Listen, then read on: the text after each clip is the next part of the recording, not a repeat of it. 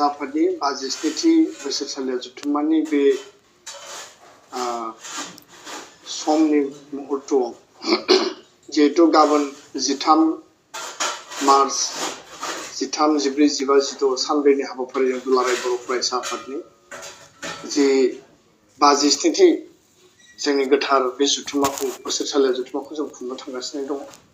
दा बेखायनो आफादगिरि महरै आरो एबसुनि सासे मावथि हिसाबै बे जथुम्माजों लोब्बा थानाय गासै बिथिंखौ लानानै आङो माखासे खोथा बुंनो नागिरदों।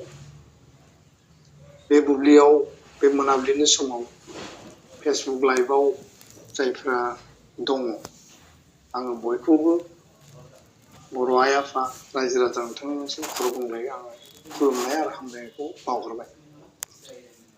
दुलाराय बर' माहारिनि मोनसे गोथार आफाद दुलाराय बर' फरायसा आफाद दिनैनिफ्राय 58 बोसोर सिगां 1967 मायथाइनि 15 फेब्रुवारि दुलाराय बर' फरायसा आफादा जोनोम मोनदोंमोन आरो जोनोमनिफ्रायनो बर' हारिनि समाज रांखान्थि बर' हारिनि थासारि थामोनथा रैखाथि आरो खौसेथिनि थाखाय दुलाराय बर' फरायसा आफादा हाबा मावबोदों आरो हाबा मावै मावै दिनै बे गोलाव समाव जोङो 2025 मायथाइनि दिनै 12 मार्च आरो फैबाय थानाय सानब्रैनि जोंहा मेहेरगोनां ओंथि गोनां जथुम्मा एबसुनि 52थि बोसोरसालियाव जथुम्मा जों खुंनो थांगासिनो दं।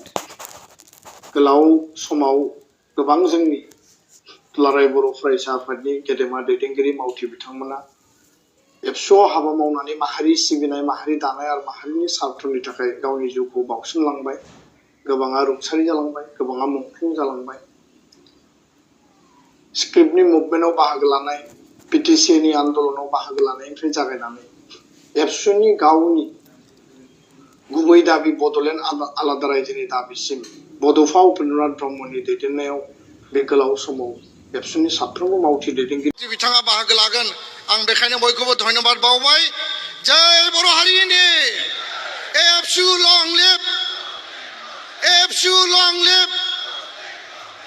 बे समाव जोंनि आलासि बिथांमोनखौ सिनायथि होनो थाखाय खावलायदों।